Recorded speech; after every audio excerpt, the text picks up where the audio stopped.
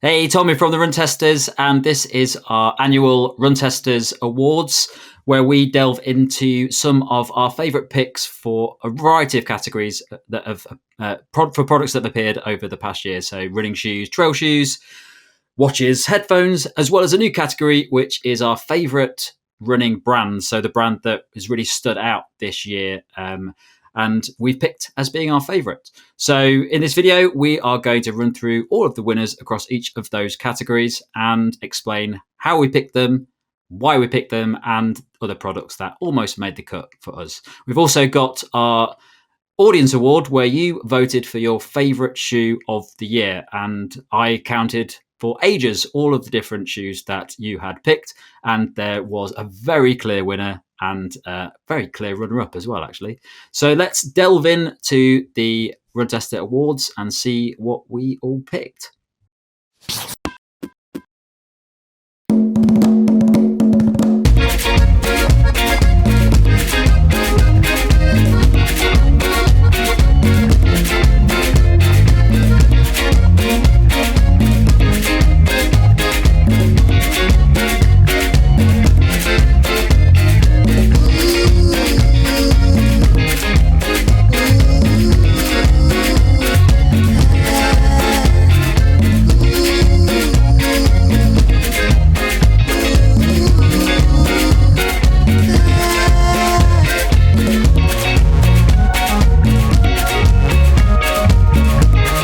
Okay, so our first award is the best running watch category. Mike, as the resident watch expert, you can take this one. How did we pick our favourite running watch? I mean, obviously, there's a lot of watch launches where you test a lot of watches throughout the year, and I think there's some kind of consistent things that we're looking for, and that we kind of cover in our reviews. And I think first and foremost, we're looking at something that's going to perform in terms of that accuracy. I think also in terms of innovation as well, so any kind of new software or hardware that's going to really improve the running experience, and also just having those kind of core elements that you would look for from things like battery life, being comfortable to wear. I think those are the kind of things that we would look for ultimately in terms of picking our kind of standout running watches. Okay, so let's let us know then what won the best running watch of the year for the Run Testers. So the watch that we picked as our best running watch this year is the Garmin Forerunner 255. So obviously the 255 is kind of that mid-range Forerunner in Garmin's range. I think the main thing, price-wise, it kind of almost hits a sweet spot, I think, for most people. If you're looking at kind of more advanced features, but you still want that very kind of simplistic kind of experience in terms of the a running watch as well. I think from a performance point of view, a design point of view, I think the level of battery life you're getting for the money, I think it's been, I think all of us would kind of agree it's been very solid. I think the kind of key things that have come from the 255 that we haven't seen the 245, you're getting that kind of new multi-band mode, which we've kind of said it's not been as good as it has been on the kind of top end Garmin watches, but it's been good to see that there on the 255. You're getting a lot of the kind of software features that we've seen on the top end watches, so race day, the HRV status, not the training readiness. There's an enhanced interval training mode as well, which I think is really good. And then you're still getting that kind of strong level of battery life that's going to get you through a week's worth of training. So I think in terms of an upgrade from the 245 and also just a watch in general for people to look at and what you get for the money, I think it was quite a resounding kind of win for the 255. Excellent. Yes, it's a fantastic watch. I was testing that at the same time as the 955, and I thought they were both really good, which follows up quite nicely because the 955 was our runner-up in the best watch category. I'm assuming for the same reasons almost, Mike. Yeah, I think also it's much more expensive than the 255, but I think when you're looking at that top end and you are looking for kind of value for money at that top end, I think we'd probably agree the 955 is the kind of watch to to go for at that price point. You're getting everything you get from a Fenix in that kind of smaller, more, I would say, running friendly kind of design. Things like mapping and navigation. Garmin pretty much stand out in terms of that support on their watches, and you're getting that on the 955. You're getting very good battery life. You're getting that training readiness feature, which I think it's been one of the strong software features that Garmin has introduced to its range and a lot of its watches. And then all the things, the training analysis that you would expect from a kind of top end Garmin, you're getting there as well, along with the good battery life as well. And I think just all around, as I said, it is expensive, but I think if you look at what else is at that top end, it's a very good value running watch if you want those kind of more advanced features. Anyone else want to add anything to that? Yeah, I can agree. But I mean, the 955 is it got cheaper from the previous model in the UK anyway, and the value you're getting there when you're looking at what you're going to have to pay for those features and other watches is pretty great. You know, it's not cheap, but it is very, very good value if you are chasing things like Garmin's navigation and all that. So, yeah, very impressive pair of watches. I think there's a couple of other great ones to shout. I mean, the Epics too, we all kind of loved at the start of the year, and the Phoenix 7, and the Apple Watch Ultra has been a very strong new entrant, I think, into the kind of proper sports watch realm. You've still not got great battery life, but you are getting fantastic GPS accuracy in Apple's kind of nice design. So a lot going on at the very high end, and then not so much at the lower end this year. I think I'd say overall hasn't been too. Even the 255 kind of got a bit pricier and became a full triathlon watch, but maybe next year we'll get a load of strong, very good beginner watches. Excellent. Well, congratulations, Garmin, with the Forerunner 255. So more tech now. We're going to run through the best running headphones for 2022. Nick, how do we pick headphones? What goes into the decision making? So we probably approach headphones a different way to a more tech-focused brand. We're really very keen on how they're going to work for runners, so that generally means a very good fit. We do like good sound quality, obviously, and a nice ANC mode for general life, but a transparency mode also really important on the run if you want to hear what's around you, or maybe have a completely open design. Sometimes that can help with awareness. And then battery life's got to be strong, and ideally they have a nice little case you can slip them in to charge them on the run and keep getting a little boost so they can last for longer multi-day events or something like that. But in general, you want a good battery life just to make sure your headphones aren't dying on the run. And I really like a good quick charge feature, actually, because if you haven't got charged headphones, if you can do them for 5 minutes before a run and get an hour's running out of them, that's very handy. And I would say that 2022 has been there have been headphones out, but it wasn't the easiest one to pick from the ones that have been released, because there weren't loads of headlining headphones that released this year. Yeah, I think it's been loads of very, very good high-end lifestyle headphones that kind of cross over to sports a little bit. Things like the Bose QC Earbuds 2 and the Apple AirPods Pro 2, and loads of amazing headphones that kind of work for everything. But yeah, really like top-end sports headphones. You've obviously seen nothing from Jaybird and that stuff like that, so there hasn't been too many released. Okay, so let us know what it is then. What won Best Headphone of the Year? And the winner is Jabra Elite 4 Active Buds. Excellent. Fantastic pair of buds.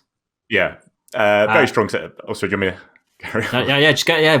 Why did we pick them? Or why? I think most of us put them in the list, didn't we? This was pretty easy win for the Elite 4 Actives. So why did we pick them?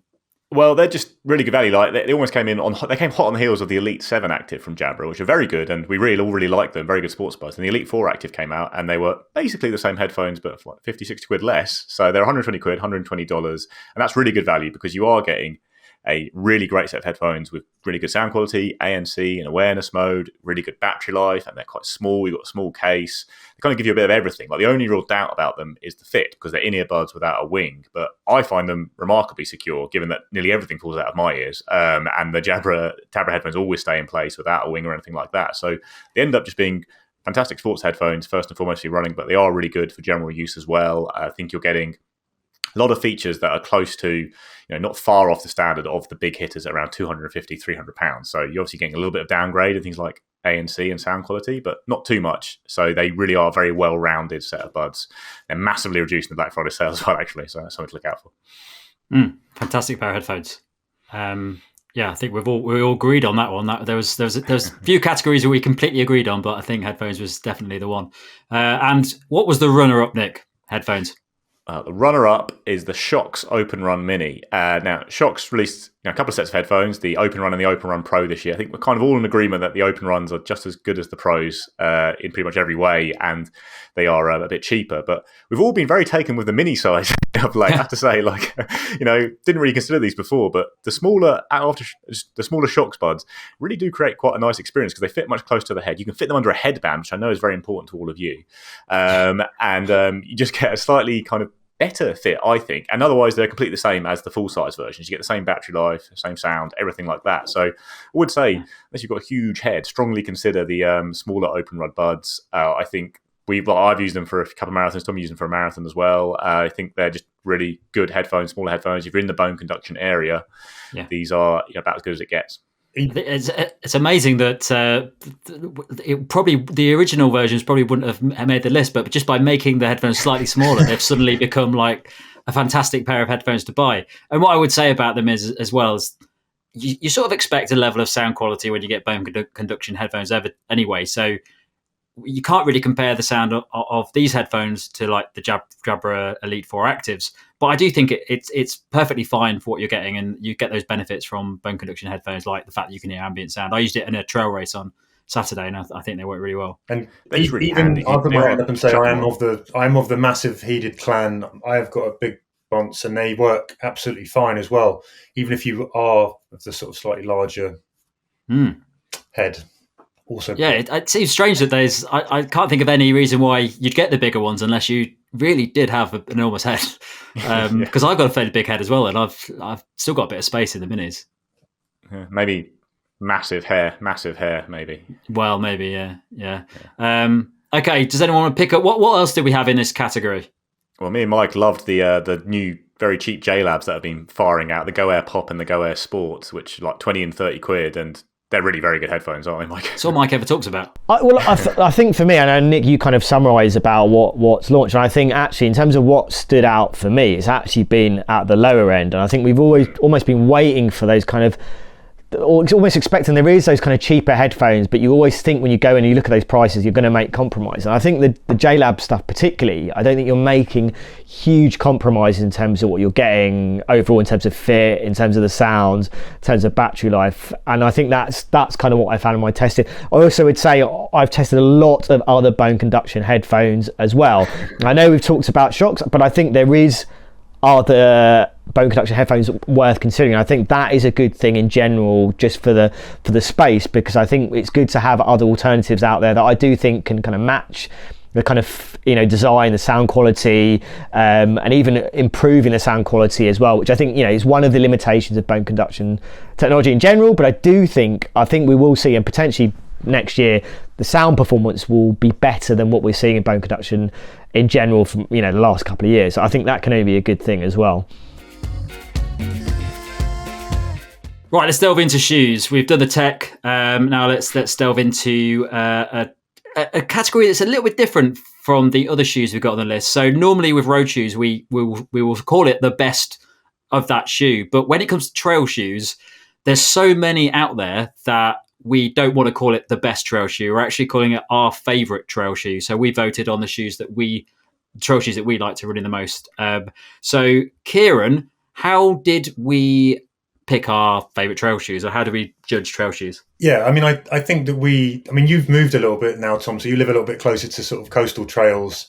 The rest of us kind of live in and around a little bit more urban space. We have access to kind of sort of, I guess, what you'd probably call light trails. I know sometimes Nick goes to Scotland on holiday and gets to test it in these shoes in more difficult circumstances. But I think the way that we're sort of testing and using trail shoes tends to be not in the mountains. We're not in Colorado putting these things through really, really technical trails. So I guess when we're looking for a good trail shoe, we're probably looking for things that are a little bit more good road to trail.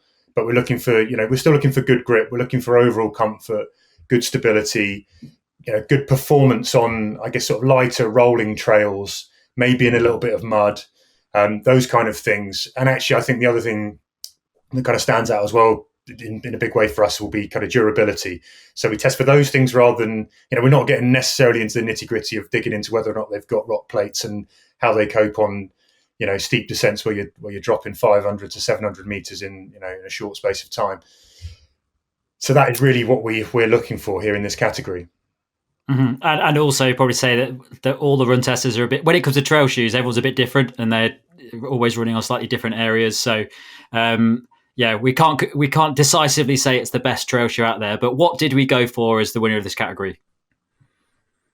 So the winner of the trail shoe category is the Hoka Speedgoat 5.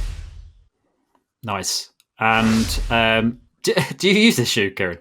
I do. I use the shoe. I love it. Yeah, I forgot to ask you that at the start. Yeah. No, I really like it. I mean, for me, it sort of fits that bill. It's got the right kind of combination of being lightweight, grippy enough, good kind of rolling from that kind of late stage kind of meta rocker.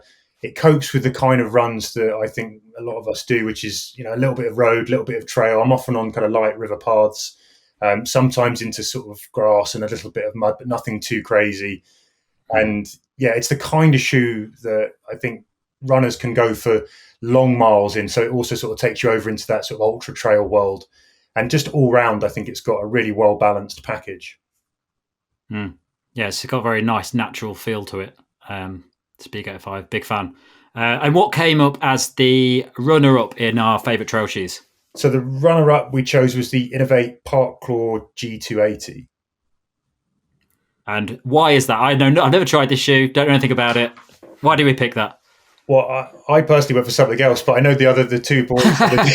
Who went for this? Mike, you like this one, don't you? I have run in it, and I think it has got a good, again, it's got a lot of the same elements that we found in the Speedgoat 5, but I think the other boys might lend a little bit more of an opinion on those. Yeah, I mean, I've spent a lot of time running this year. I think in terms of the trails, definitely for me, the way the runs that I do, I have to get to my trails, and so a road to trail shoe is a shoe that I will always kind of favour in terms of my trail shoes. And this is one that I think to look at, you don't. For me, I didn't think it would run well on road and trail. I think it runs lighter than I thought it would, and actually it worked really well on a road. And the elements that a lot of the elements you get from Innovate's trail shoes, there's a lot here that works. You've got that kind of outsole that I think is nice and sticky, and you get that kind of really good strong grip. But I think the ride in it for me was very, very good, and it really kind of stood out. And it's a shoe that I'm still grabbing and using for those types of trail runs, and it kind of really stood out for me from that point of view. Yeah, cool. Yeah, I think we'll talk to us about some really serious trail shoe launches for big long races, but actually the day-to-day of life, I think the Innovate Parklaw is just such a good shoe. It's a great commuter shoe. It can handle running down a canal, or in the winter you're running on slick roads and a bit of canal to get to work, and it's just a very accommodating shoe. I think it really handles that road to trail kind of lifestyle well, which I think is probably an area that sometimes you just forget to think about so much with trail shoes when you are looking at those big dramatic shoes in the mountains, but this is just a very, very good performer day to day that will serve loads of runners very well. Cool. And any of the notable mentions we've got from the trail shoe category? Anyone feel free to pick these up if you'd like. Well, it's gone carbon crazy on the trails. Yeah, so we've you just raced in the Endorphin Edge, didn't you? I just raced in the Endorphin Edge, and I absolutely loved it, because when I was talking about it in the race test I did, I'd only ever used the Endorphin Edge for training. I never used it for actually an all-out trail race, and it was really quite good. There's a lot of long, hard rock downhills on it, and it just dealt with them really nicely, like this Speed 3 would if you were running on road. We've also had the Hoka Tecton X came up quite highly, and the fantastic Saucony Peregrine 12, solid, reliable road to trail shoe. The Tecton X, I think, is basically, if you're willing to part with a little bit more cash for a little bit more kind of punch and a bit more pop, then that's a good one to look for. It runs, I think, very similar to the Speedgoat 5, but just with a little bit more energy. But you've got to pay for it. The next award we've got is one of the big ones, the best all-rounder running shoe or daily trainer. Now, this category is quite a tough category, really, this one, because there's so many different overlaps with other shoes. But really what we're looking for in this category is the shoe a versatile shoe that you can use for going out on a daily run. It's nice and comfortable if you want to go at an easier pace, but if you want to go a bit faster, you want to do a bit of speedier training, it can probably do that. So when we look at these shoes, we're looking for versatility, and for many people it may be the shoe that they pick up and it's the only shoe that they have and they want to do all of their running in. So this was no surprise, I think, when I pulled together the numbers for this one. So the winner of the best all-rounder running shoe or daily trainer was the Hoka Mach 5, or Hoka Mach 5. I always get told off for saying it like that, which I think will come as no surprise to you guys either. I think it's an upset, Tom. I think isn't this the first year the Endorphin Speed hasn't won it? Well, we ended 1 year, so yeah. Speed 2 won it last year. Yeah. But I think about Hoka Mach 5, and I've spoken to so many people commenting on the channel, but also at races and things, and they've just loved this shoe. The Mach 4 was fantastic, but I think Mach 5 has not really made any major updates to it. It's still a similar kind of shoe, but there have been some improvements made to it. But it's just there's no plate in it. It's just a very natural feeling, comfy, lightweight shoe. And I did a lot of my marathon training for Chicago wearing the Hoka Mach 5 as my sort of tempo shoe and interval training shoe. And I loved it as a partner to the Saucony Endorphin Pro 3 because I didn't want to be training in a plate all the time.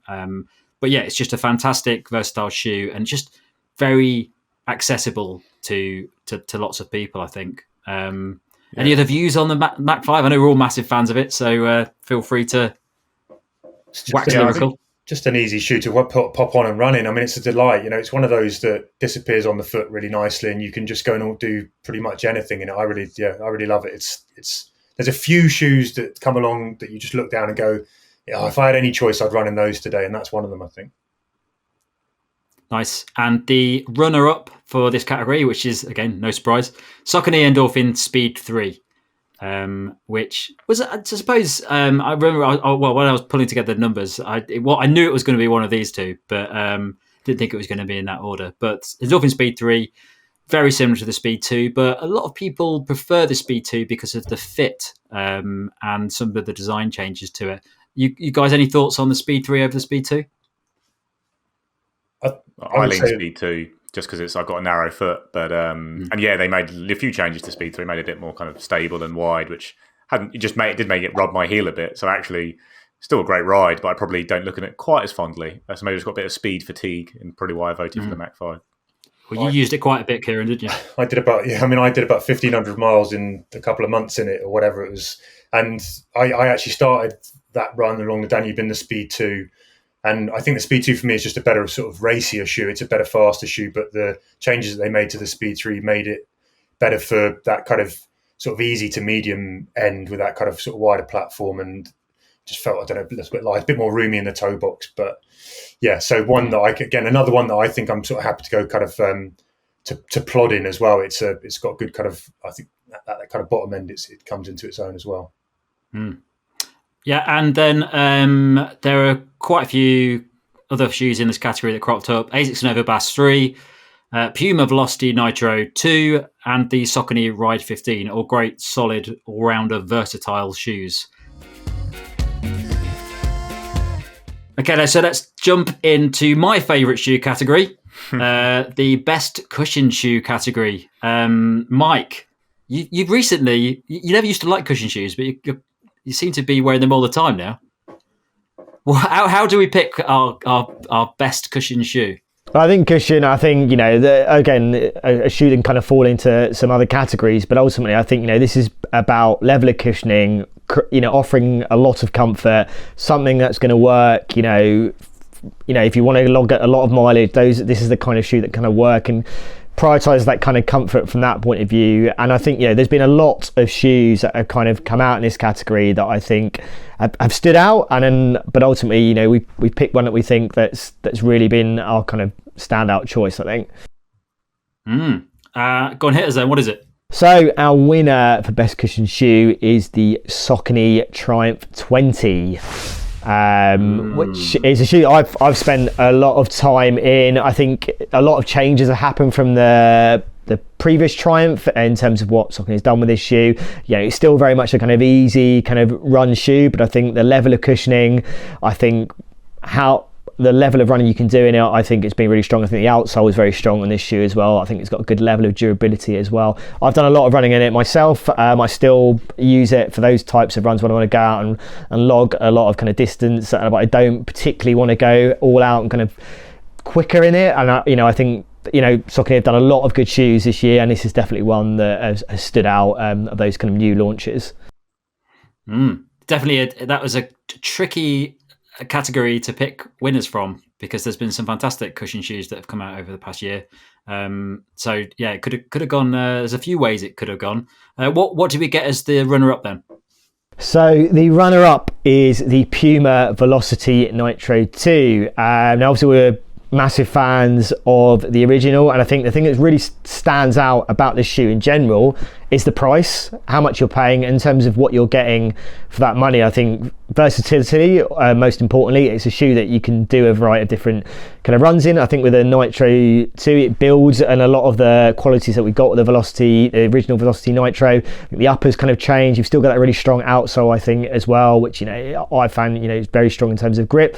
And you've got that kind of Nitro kind of infused midsole foam that Puma has used, and I think used to good effect in the Velocity Nitro 2. And it's just a very solid daily trainer kind of shoe with that kind of good level of cushioning that I think allows you to do a lot of mileage in it, but also if you want to use it for some different kind of sessions, I think it works well from that point of view as well.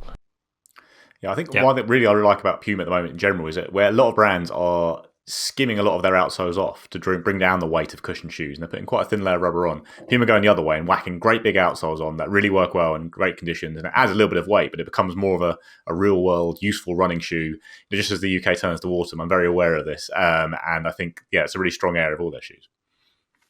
Cool. Yeah, so as I say, there were a lot of competition in this area, and we've done quite a few videos recently of comparing some of these shoes, because deciding between them is quite tricky. So we also had on the list the Saucony Tempus, the Brooks Glycerin 20, the Nike Invincible 2, and the Saucony Endorphin Shift 3. So videos for all those shoes up on the channel if you want to find out more. Oh, the big one. Very big one that everyone's going to be waiting for. The best race shoe, Nick. Oh man, what a year of racing shoes. So yeah, this is going to be a carbon shoe. I think that's clear to say. Everyone's now racing in carbon shoes, and it's been a very strong, every brand's, I think, released a carbon shoe. I'd say every brand pretty much has released a better carbon shoe than they've had before. Well, maybe not a couple of them, but in general, they've all released really strong shoes. We've raced in as many of these as we can. We've done lots of races this year, tried out loads of different carbon shoes to put them through their paces, and yeah, fair to say, I think nearly all of them are very good. I don't think we've had one that we really think has been a bad carbon shoe this year, but there have been a couple that have stood out a little bit more. Cool. Okay, so let's not delay. What was the winner that everyone's waiting to hear? Well, it probably won't come as much surprise if you've watched the channel lately, but the winner of the best racing shoe this year is the Saucony Endorphin Pro 3. Thank goodness. I think Tom would have cancelled this episode if you picked anything else, but it's luckily I didn't need to doctor the votes. so that this is valid. Yeah, I mean, this is just a huge jump from the previous generation. I like the previous generation, the Saucony Endorphin Pro 2. It was quite firm. I don't think many people liked it that much, but this is just straight into the top tier carbon plate racing shoe, right up against things like the Vaporfly. Fantastic for every distance. When they made it softer, higher stack, bouncy in the previous version, while also making it lighter and giving it a slightly better outsole. It's about as much as you can improve a shoe, and it's superb from 5K to the marathon, every distance you want. Tom's got all his PBs, except 10K, right, Tom? You've blown that one, haven't you? I've blown it, yeah. I'm going to have to keep trying. It's not going to happen now, around Christmas. Well, I think you can. I'll hand over to you just to give some impressions of this shoe, because I love it, but I think you like it more than anyone else. I've waxed lyrical about this shoe on many, many occasions, but I think it just has all the benefits that you want from a high performance carbon plate shoe, but just feels really comfortable and natural as well. And if you put this shoe on and go for a nice easy day run, it's great. If you wear it for a 2:55:15 marathon in Chicago, it's still fantastic. So yeah. I forgot. I just thought I'd slip that in there. So yeah, and that was a pretty clear winner from the voting. But the runner-up, Nick, what did that get? Well, this might come as a bit more surprise. It's a shoe that's not looked upon so fondly, I'd say, in general, but I think it's one of those shoes that you kind of go, I don't really like it, but you keep using it, you realise just how good it is, and it's the Nike Alphafly Next Percent 2. Now, it's surprising to say that this is, slightly under underloved shoe, given that the world record was set in this year. But it's got a bit heavier, a bit more stable than the previous version of the Alpha Fly. I think it makes it a more accessible shoe. It's a more democratic shoe.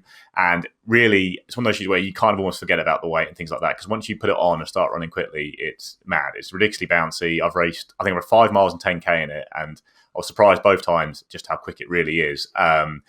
It's not an easy shoe to love, the Alpha Fly. It's so big. I have no idea how the stack height is on the 40 millimeters because it's my size. It's just nowhere near that. I'm a UK9, but it is outrageously bouncy. I saw it a few times on the streets during the marathons around this year. I think it will become more popular over time, like the original Alpha Fly did, which again wasn't beloved at first. But it's it's just crazy springy. Kieran, you love this shoe, right? Yeah, I've come to love it. I wasn't a massive fan of the one mainly because I couldn't get them on, but these, I've learned to love them, and I think I'm with you. It's once you put it on and you start to actually move in it, it just delivers, power and fun and speed and, energy into the legs late into marathons. That is everything that you're kind of looking for, particularly in those sort of races over longer distances. I've actually run my fastest ever unofficial mile in this shoe as well when I was really knackered. So yeah, it's just one of those that just feels like it's doing what you need it to do when you're going out to race all out. So I've become a big convert. Nice. Well, this category inevitably had quite a lot of entries into it. So ASICS Metaspeed Sky Plus, Adidas Prime X Strung, Adidas Adios Pro 3, New Balance SC Elite V3, and ASICS Metaspeed Edge Plus all cropped up in our voting. I'm going to say, Tom, as well, I think if New Balance released their shoes early in the year like everyone else did, I think the SC Elite V3 would have been a stronger contender because I think I'm loving that shoe. I've done 100k in it now, and I'm loving it every time I put it on. And yeah, New Balance often do release their shoe quite late, which makes it harder to get full because after marathon season we're all knackered. Yeah, we'll have to do the awards in the summer next time. Okay, so now time for the new award in the Run Testers Awards. Each year we talk about, or last year, we did it 1 year before, we talk about all these products, but we've added a new category now, which is Brand of the Year, where we talk about a standout brand that we think's really made some massive improvements over the course of the year. Kieran, I've sort of explained it. I was going to ask you what it is, but I've already done it. Brand of the Year, what did we go for and why? So the brand of the year for 2022 is, drumroll, Saucony. This will probably come also as sort of very little surprise. If you look at it, I think the reason we've sort of chosen this brand and that we probably all sort of voted in very similarly on this is just the high quality across the range in their shoes and how they've continued to they've basically built on a very good platform from last year and just added more shoes that are just even better almost in all of their kind of key areas.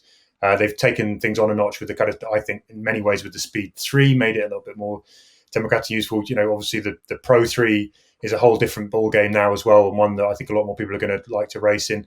I actually am enjoying the Shift for 3 a lot more as well. But I think when you kind of look across the whole gamut of what they've done when it comes to their shoes, they've really excelled and produced quality in a way that many other brands maybe have done it in kind of fits and starts in certain places, but not across the whole range. Yeah, it's interesting with Saucony. We've tested so many Saucony shoes out this year, and some of them have just really crept out of nowhere. Things like the Saucony Tempus, which was a massive surprise when we started testing it, but it's very quickly become one of our favourite cushion shoes of the year. And also things like the Endorphin Edge. It just seems like all of the shoes that Saucony has been releasing over the course of the year have just been fantastic and improved on previous versions. So yeah, well done, Saucony. Probably not a surprise to many people listening to this, but well deserved. And what was the runner-up in this category, Kieran? And the runner-up here in this category was Garmin. So we've gone for a tech brand here. And again, I think with Garmin, you've just got a brand that continues to, I guess, kind of set the pace, sort of awful pun, but to kind of really just kind of push the limits on software, I think on hardware. And again, just across a range of products that I think give runners the kind of best selection. They continue to basically lead the way. And other watches, while they have in certain areas come in and kind of made some challenges, when you look at the breadth and the overall kind of quality output of Garmin and the way that they're innovating, it kind of makes them stand out. And then other brands that we had in this that cropped up were Puma, Asics, and On. But not loads of brands in that category. So it was pretty clear who people thought were making big changes this year. Okay, so the last award is the Audience Award. So we asked the viewers and listeners to choose their favourite shoe of the year. Now, this is just their favourite shoe. It's not a specific category. It's the shoe that they think is the standout option this year. And I spent a long evening counting through comments on YouTube and Instagram, and there was an amazingly standout winner from this one that got by far more votes than anything else. And that was the Saucony Endorphin Pro 3. So backing up our own views on the shoe is our audience. And that was not a surprise, but well deserved. The runner-up, interestingly, was the Asics Nova Blast 3, which was actually quite far behind the Saucony Endorphin Pro 3 because it was just so far ahead of any other shoe in the voting. But yeah, a lot of people really loving the Asics Nova Blast 3. I know it's a bit of a divided shoe amongst the run testers, but yeah, definitely hitting the mark for the run tester audience. Now, there were loads of shoes in this, mainly because there's loads of different people voting, but other shoes that cropped up were the Endorphin Speed 3, the Hoka Mach 5, the Puma Velocity Nitro 2, the Nike Vaporfly 2, Saucony Tempest, and the New Balance More V4. Vaporfly 2 was ineligible. So yes, strike that from the record, Tom. I'd like that struck. Is that well, struck? It didn't win anything anyway. I want it struck. I tell you what, I struck a lot of stuff off of that list. I want to know how many of those comments fix it for your favourite shoe.